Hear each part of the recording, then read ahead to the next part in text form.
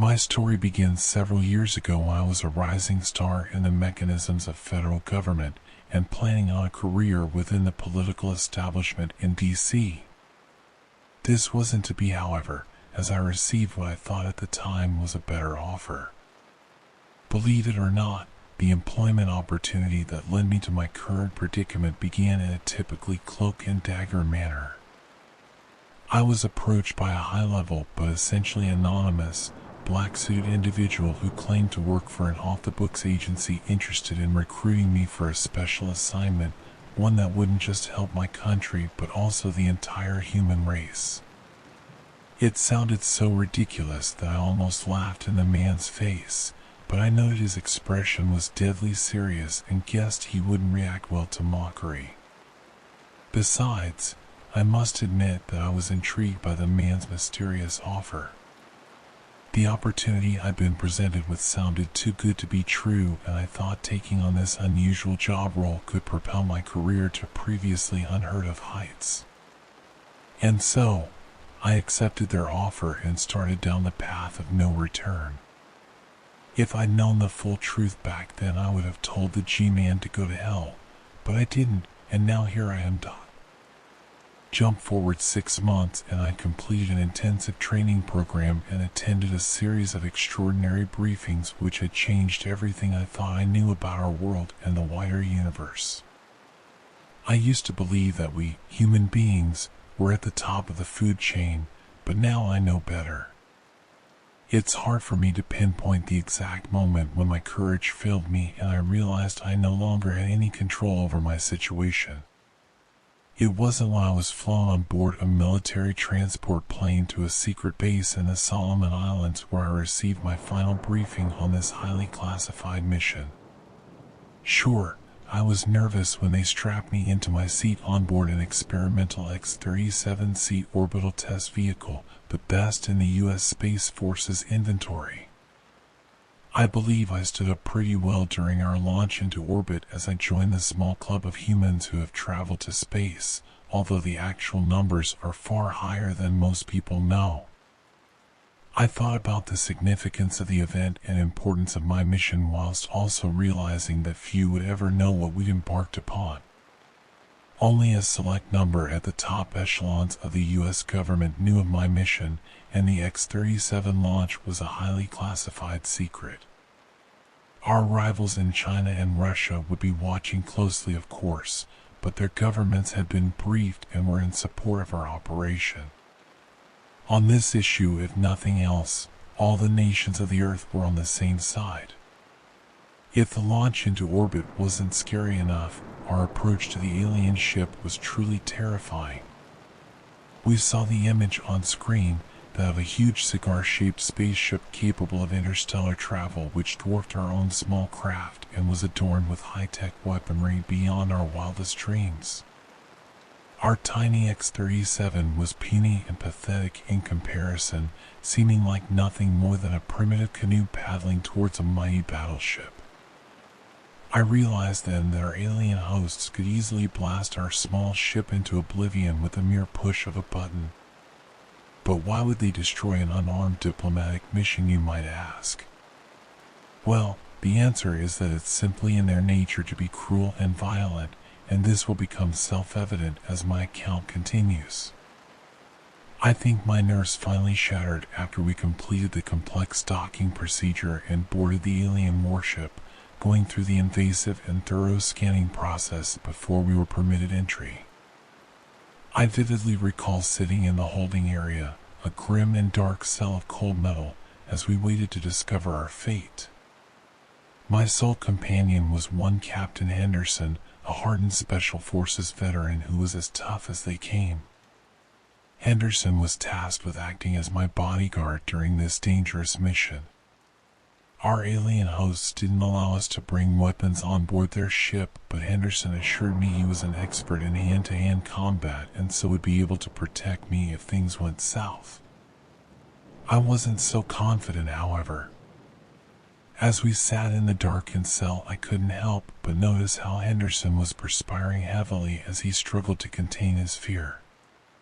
He had good reason to be afraid, as did I. You may have heard of the alien race who I was tasked to negotiate with. Their technology is far more advanced than ours, and they have been capable of interstellar travel for thousands of years, having first visited Earth at least 5 centuries ago.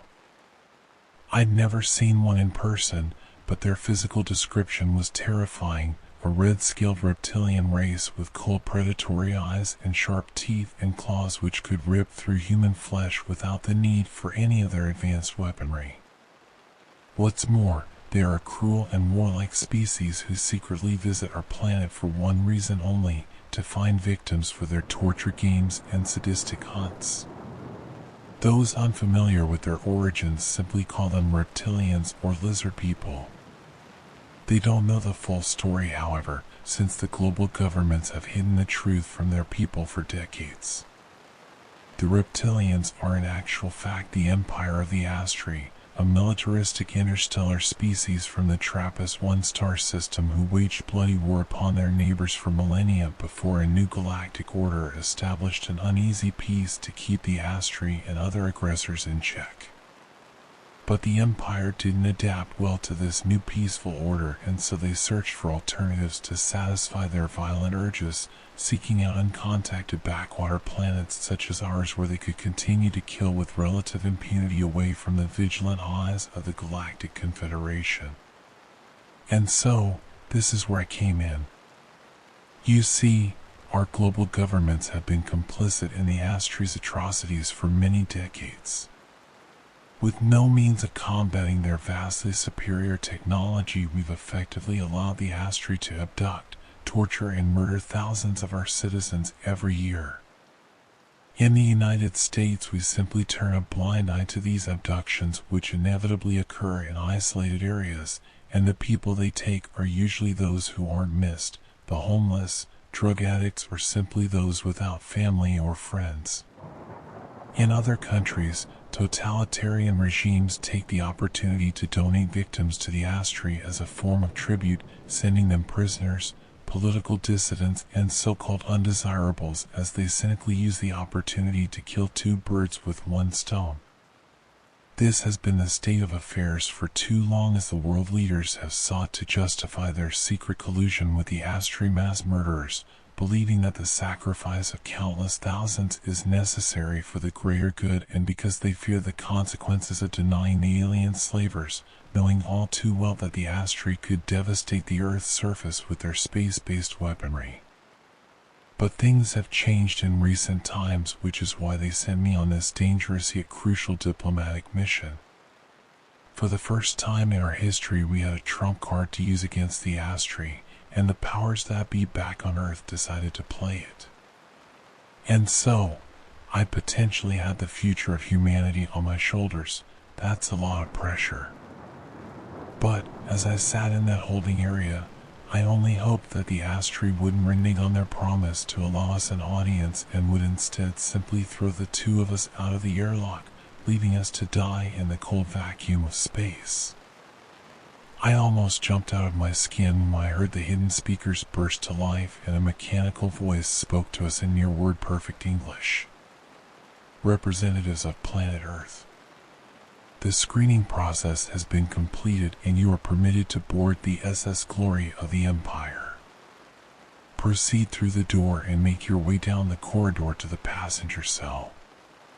Once you are secure and contained, we shall continue the journey to our final destination. With that, a previously invisible door in the steel wall ahead of us slid open, revealing a dimly lit and uninviting corridor which led to yet another door at its end.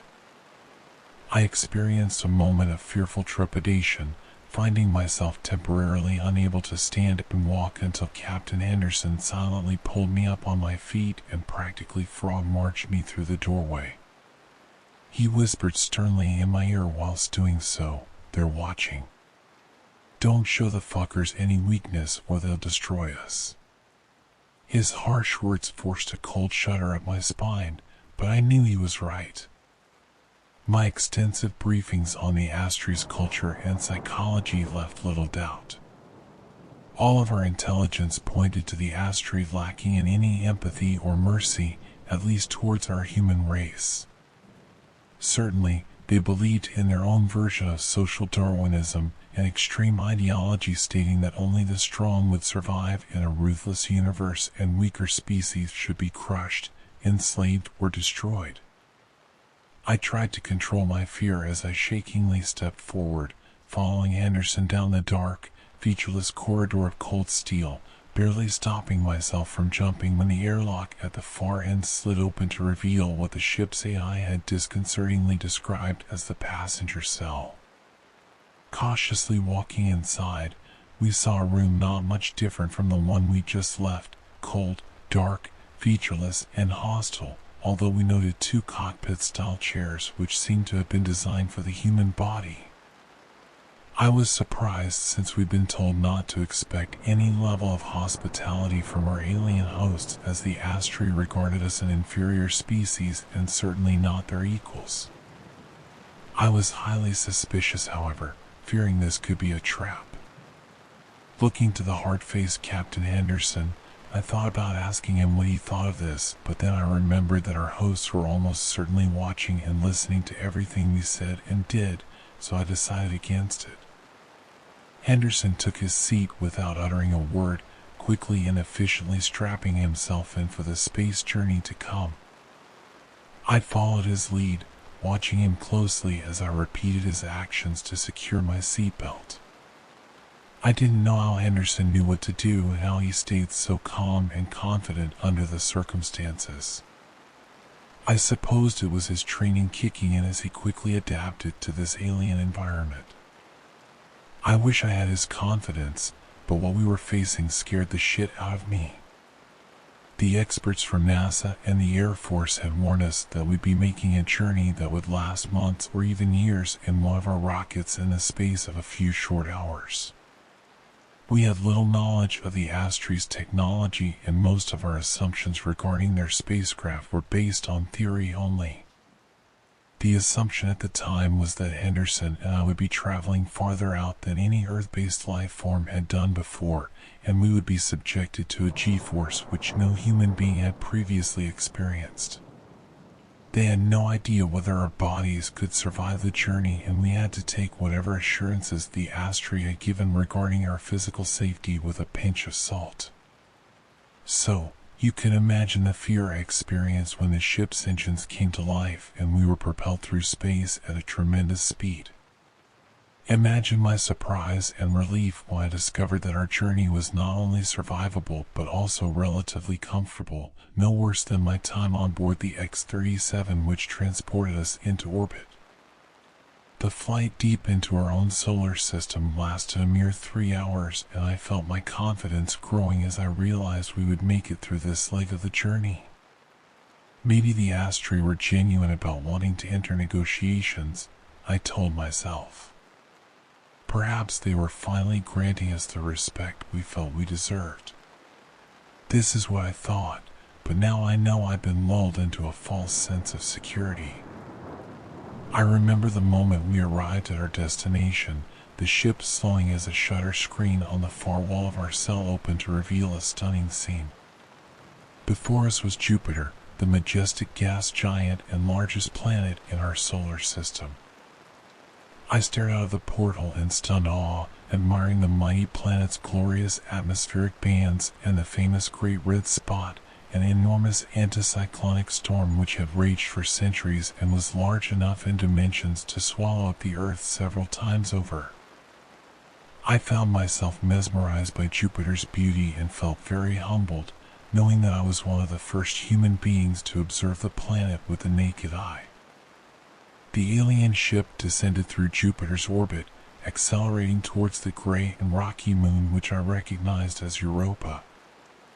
As we approached the moon, I spotted a grotesque artificial structure half buried in its rocky surface, a collection of steel fortifications and powerful space-based weapons which I understood were connected to a vast network of subterranean tunnels and chambers. My jaw dropped as I surveyed the ugly and austere facility, the Astri's main base in our solar system. The Europa outpost has existed for decades, and Earth's governments have known about it for just as long. The Voyager probes had observed and photographed the facility from afar, and many other missions have documented it over the years. We knew it was the Aussie's main staging post for its clandestine raids on Earth, but little else. Going in, I didn't know what to expect, but I was sure our alien hosts were showing us their moon base as a means of intimidation. There were signs of battle all around as we descended, and I noted the twisted debris of destroyed ships and war machines trapped in Jupiter's orbit. Meanwhile, the surface of Europa was riddled with fresh craters, surely the result of orbital bombardment or misdirected missiles. I silently glanced across at Henderson and noted the disappointment in his eyes, a feeling which I shared. Both of us had hoped the Astri would have suffered greater damage. As I've said before, Earth's governments have long been helpless in the face of Astri incursions, but this has recently changed. A year before I was recruited to this secret diplomatic mission, our space watchers observed a fierce battle in Earth's orbit as an Astri hunting ship was engaged and apparently destroyed by a vessel of unknown origin. This event might have remained a mystery had it not been for the unexpected landing of a small capsule deep in the American Midwest. This escape pod contained 2 human survivors who had an extraordinary tale to tell. Through their first-hand accounts, we not only learned the horrifying truth of what the Astri did to their abductees, but we also discovered the existence of a potential ally, the Galactic Confederation, whose forces are at war with the rogue Astri hunters. News of the space battle finally forced our leaders into action, and a secret council demanded that the Astri agree to a meeting to renegotiate the terms of our agreement. But this wasn't the end of the story. During my training, we received word of a second space battle detected by our long-range telescopes as a small fleet of ships assaulted the Europa base, resulting in an amazing yet terrifying display of fire and fury. We hadn't known the outcome of the battle until now, but it seemed clear that our hosts had won the fight. I experienced a terrible foreboding as our ship made the final approach down to the vast moon base, the mighty vessel being dwarfed by the huge sprawling facility as we docked on a landing bay with a heavy metallic clunk. I was beginning to realize just how far behind humanity was in this arms race. Once the ship docked, we received further instructions from the disembodied robotic voice. We have arrived at the Empire's Alpha facility. You should remove your restraints and wait for our representative who will guide you inside the base. We did as told, Henderson and I sharing a look as we undid our seatbelts and stood up.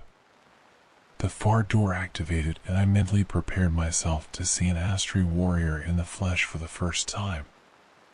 I'd heard the witness descriptions and seen what few photographs and film footage we had of them, but this wasn't adequate preparation. I took a deep breath as the automated door slid open, but was disappointed by what I saw on the other side. We were met by some kind of robotic drone hovering in the air as its scanners and cameras observed us and collected data. I remembered the witness accounts of the Confederation war machines and wondered whether the Astri had adopted the same model. The two of us stood in confusion as the robot spoke. I am Unit 537, an AI drone in the service of the glorious Astri Empire. I have been tasked by my masters with guiding you through our facility and concluding our negotiations. I was left flabbergasted and found myself unable to speak as I tried to process this unexpected development.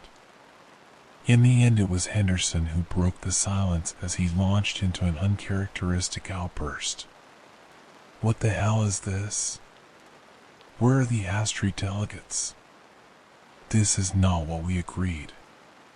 The flying robot turned to face my military companion before answering in the same monotone, mechanical voice.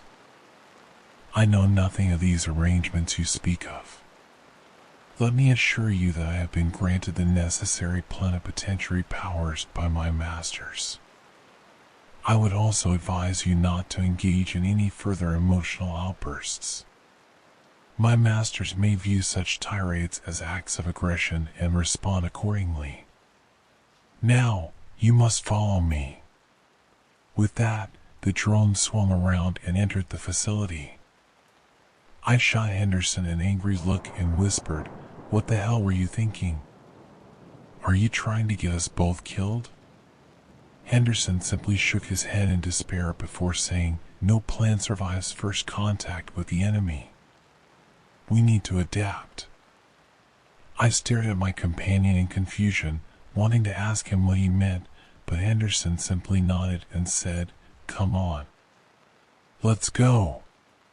He proceeded through the open doorway and I followed, not yet realizing we were walking straight into a living hell. The interior of the Europa base was slightly less bleak and intimidating than the spaceship, but only marginally so. The corridor walls were white and sterile, and my nostrils were filled with what smelled like disinfectant. As soon as I set foot inside, I left something was terribly wrong, and a sense of impending doom came over me. I was frightened and on edge, but it was more than that. Within a few seconds my head was pounding, the pain growing inside my skull until it became almost unbearable. I felt naked and exposed, like suddenly my deepest thoughts and secrets were there for the whole universe to see. And it got worse.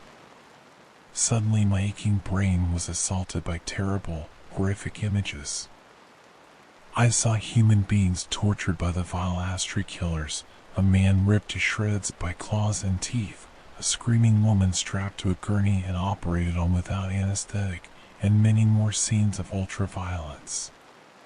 The images I saw inside of my head were so vivid that I could almost hear the blood-curdling screams and smell the gory viscera. I struggled to stay on my feet and see straight, turning my head to look upon my companion. Any hope I had for support faded as I saw Henderson was fighting his own internal battle against whatever psychological weapon the Astri had deployed against us, sweating profusely as his eyes bulged and face burned red. I reckoned he was using all his mental strength in an attempt to keep the enemy out of his head, although I doubted he would be successful. This was a new tactic which we hadn't been warned about during our briefings, and frankly it terrified me. What chance did we have if the Astri could destroy our minds as well as our bodies? The pressure built up inside of my skull until I thought my head would explode, and for a horrible moment I believed they would kill us through this vile method. But the assault upon our brains ended as suddenly as it had begun, the pressure lifting and sadistic images disappearing, although I couldn't forget the horrors I'd seen. Our robotic guide acted like nothing had happened, leading us to yet another automatic door at the end of the sickly white corridor as it turned to address us in its deadpan, mechanical voice. "My masters thought you might wish to visit your fellow Homo sapiens who we accommodate at this facility. I will now show you our holding pens." I felt a sickness deep in the pit of my stomach after hearing the drone's emotionless words, casting a glance towards Henderson in the moment before the next door slid open. The first thing that hit me was the smell, the foul stench of waste that reminded me of a zoo or kennels. And then I heard the wails, screams of agony and pain which I was horrified to learn came from human lips. Our robotic guide led the way as Henderson and I entered into a living hell under glaring artificial lights. We were sick and yet awestruck at the horrific scenes we witnessed. Beyond the doorway was a vast bunker filled with rows of steel cages stacked on top of each other all the way up to the ceiling. We saw thousands of small 6x6 cages, each containing a human prisoner, abductees imprisoned by the Astri for their sadistic purposes. I saw people of all races and creeds, male and female, young and old. Their alien captors treated them all with the same contempt and cruelty. All were naked except for the ugly shock collars secured to their necks. And as I walked closer, I saw how all were emaciated and left to live in their own filth. Many bore scars and injuries, surely as a result of the torture they'd endured. Others looked sick, and more than a few appeared to be on the verge of death. But the most horrifying moment came when the many prisoners noticed our presence, the word quickly spreading through nervous but excited whispers between the cages. Suddenly, thousands of eyes lit up with something very dangerous indeed: hope. A moment later, and thousands of voices were calling out in dozens of languages, crying and begging as we walked past them, pleading for us to save them. I couldn't take it. The hellish din was too much. The worst thing is, I realized we were powerless to help these damned souls. Even if the Astri did agree to release their prisoners, we had no means of transporting them back to Earth. I doubted any of these poor bastards knew where they were, but they surely guessed what terrible fate awaited them. I felt like dropping down to my knees and rolling into a protective ball as the desperate wails nearly burst my eardrums, but then all the prisoners emitted a new sound, one of shock pain, as every one of their number collapsed in agony, screaming as they clutched hold of their throats and squirmed on the floors of their cages. To my horror, I realized that the prisoners' shock collars had all been activated simultaneously as a form of collective punishment. Despite my terror, I screamed out in anger and challenged our guide. "How fucking dare you? You damn savages have no right to treat our people this way." I realized how foolish my words were as soon as I spoke them. The drone swerved around to face me, and I wondered why I'd taken my anger out on an AI which merely served the cruel Astri and probably had no capacity for independent thought. The hovering robot looked over me with its inbuilt cameras, lights flashing on control panels as it processed data. And when the machine spoke, its words didn't contain even a trace of humanity. "Quiet. I have warned you both about the consequences of emotional outbursts. Let us proceed to the amphitheater where you may witness the fruits of my master's work." With that, the robot turned and flew forwards, leaving Henderson and I to look upon the defeated prisoners, all wounded and silent as they glared down upon us with disappointment in their eyes, and they came to the terrible realization that we weren't here to help them. And somehow those silent, reproachful looks were even worse than their screams and cries for mercy. I thought this was as bad as it could get, but then we exited the prison chamber and entered a whole new circle of hell. We walked out onto an empty stand overlooking an oval-shaped arena with a circular pitch around 100 foot in diameter surrounded by 10-foot walls on every side. The surface of the arena was covered by a strange plastic-like substance, although the oval had a primitive and low-tech feel when compared to the rest of the facility. However, I was amazed at the sheer size of the moon base, which could accommodate a small stadium. Racking my brains, I tried to think, and I soon realized how this zone reminded me of a Roman Colosseum, and my heart sank as I considered the terrifying implications of my observation. Suddenly, our attention was drawn to a ring of VIP-style boxes set above the stands as steel shutters slowly ascended to reveal a terrifying scene. This was the first time I saw them in the flesh. The Astri. Dozens of alien dignitaries sitting and standing in luxurious boxes behind thick glass, all looking down upon us with a sadistic glee in their cold, reptilian eyes as they exposed their fangs and salivated from their snout-like mouths. I scanned from side to side in a panic, realizing that the vile creatures were all around us, although they remained behind their transparent barriers, apparently waiting for something to happen. Henderson shot up straight as his instincts kicked in. He automatically reached for a weapon he did not carry before shooting our robotic guide a look that could kill. "What the hell is the meaning of this?" he demanded. The drone's cameras observed him with cold indifference, and I guessed all of its observations were being beamed up to the Astri dignitaries watching over us. The machine answered my companion's angry question in its usual emotionless and robotic tone. My masters have arranged some entertainment for your visit. I suggest you stay silent and watch." I was still trying to work out what the machine meant when I observed a hidden door opening in the circular wall of the arena below us, revealing what looked like a chute leading down to the plastic-covered ground. I watched on in shocked horror as 1, 2, and then 3 bodies slid down the chute, all landing heavily on the ground before the door slammed shut, trapping them inside the walled arena. As first I thought the 3 were dead, but it turned out they were only disorientated or possibly drugged, as within a few moments all had regained some level of composure and were able to stand up on their shaking legs. I saw they were all young men, half naked and emaciated, a terror present in their eyes as they surveyed their new prison. A moment later, and a second compartment opened to reveal a steel rack filled with handheld weapons, including what looked like machetes, axes, and short swords. The scared trio looked at the weapons in confusion, clearly having little idea of why they were here and what was expected of them. Unfortunately, I now had a good idea of what was about to happen. Suddenly, a second door slid open on the far side of the arena and something horrifying emerged, charging out onto the killing floor with all the fury in hell. The ash tree which I saw seemed larger than average, perhaps as tall as 8 foot in height. I saw old scars cut across its red scales, and so guessed this beast was a veteran warrior.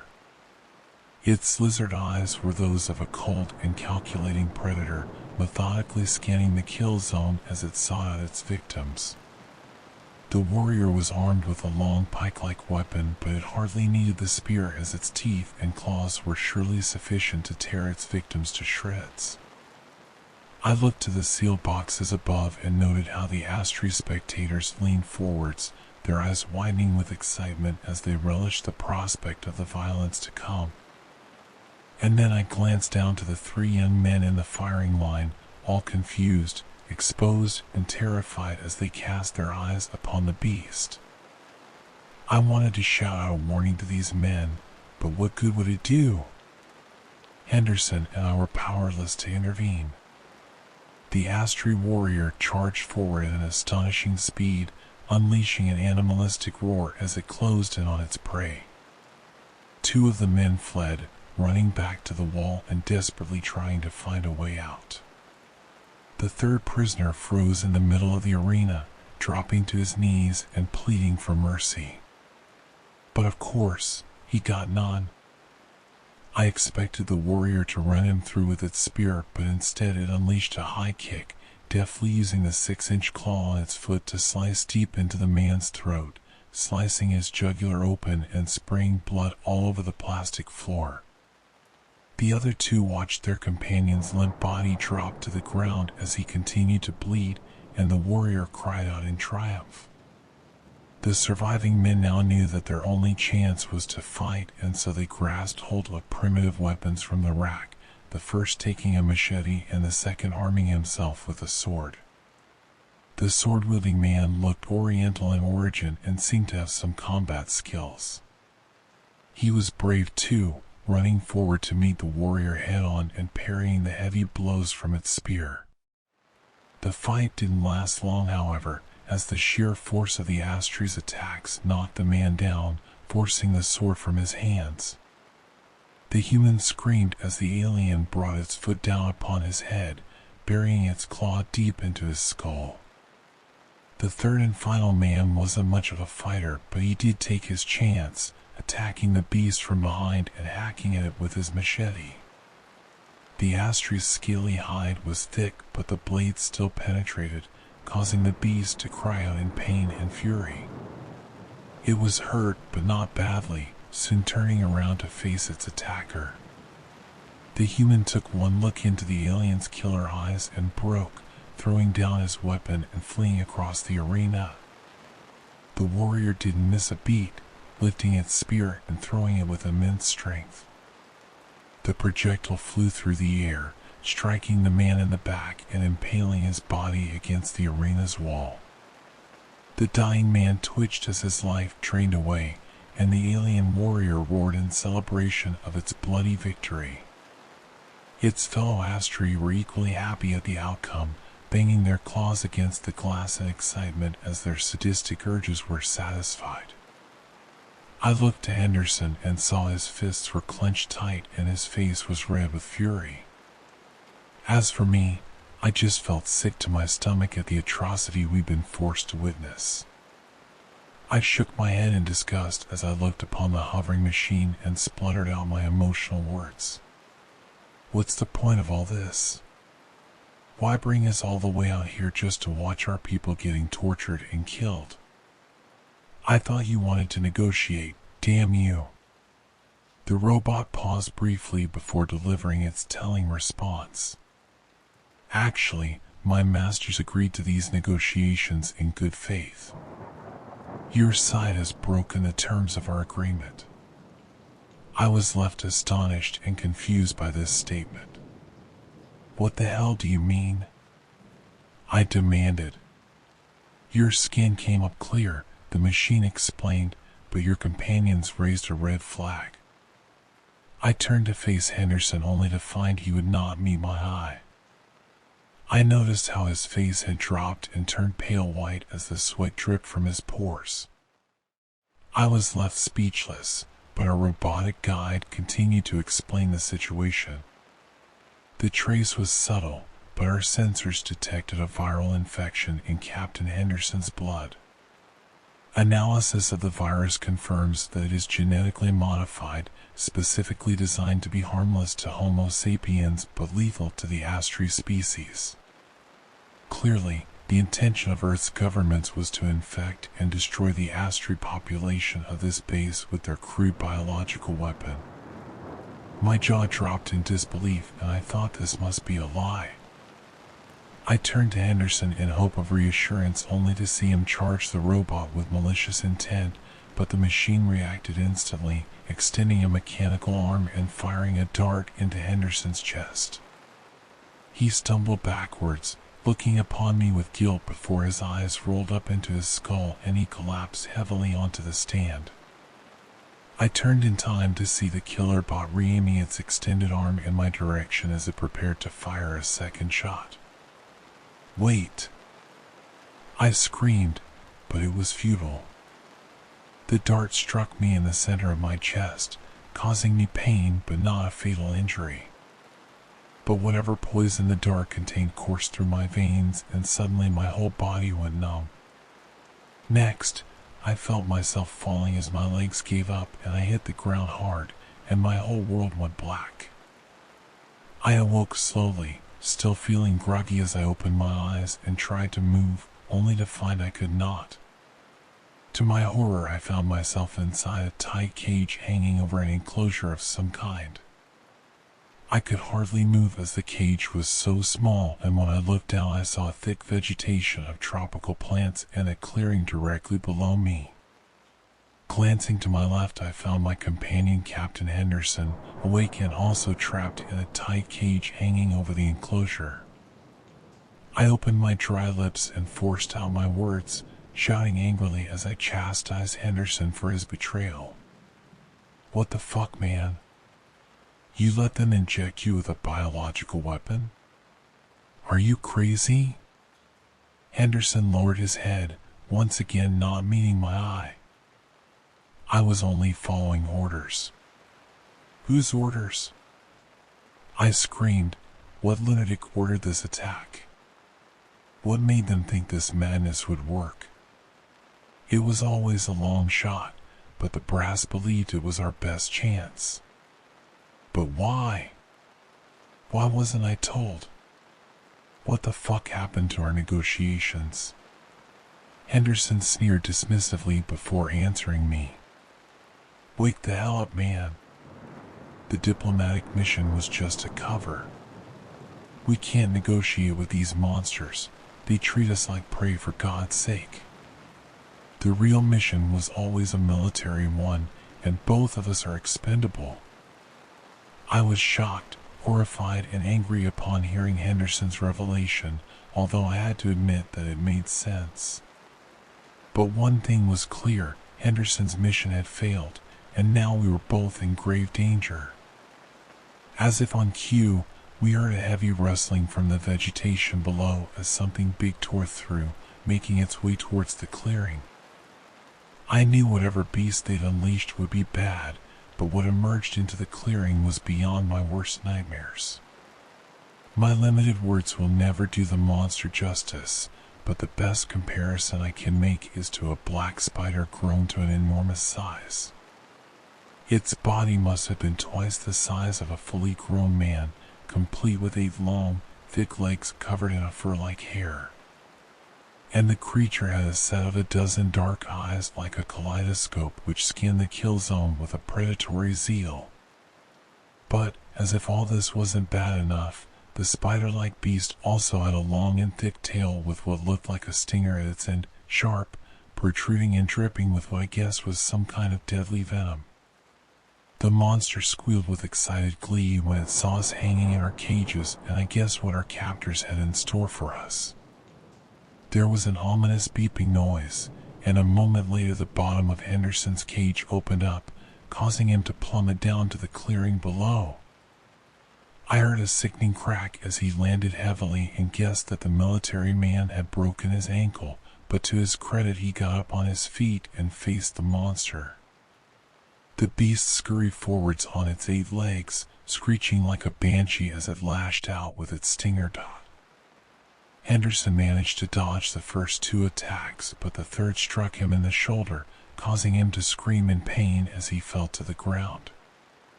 I could only watch on in shocked horror as the wounded Henderson attempted to crawl to safety, but the monster struck him again, using its stinger to impale the helpless man through the back.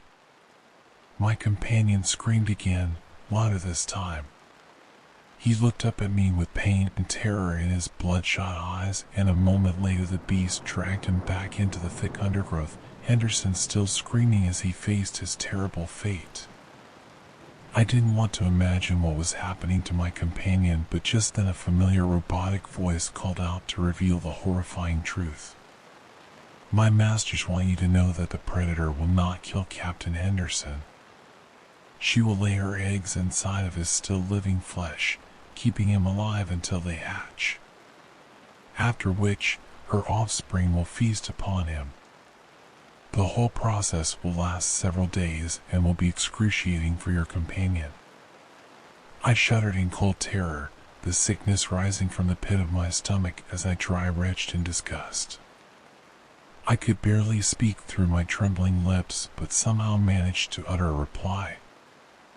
"I suppose you mean to do the same to me?" "No," my captor replied. "My masters will spare you and allow you to return to your home planet. You are being spared to deliver a message to your leaders. Tell them what you saw here and inform them that their treachery has been exposed. There will be repercussions for their deceit in due course.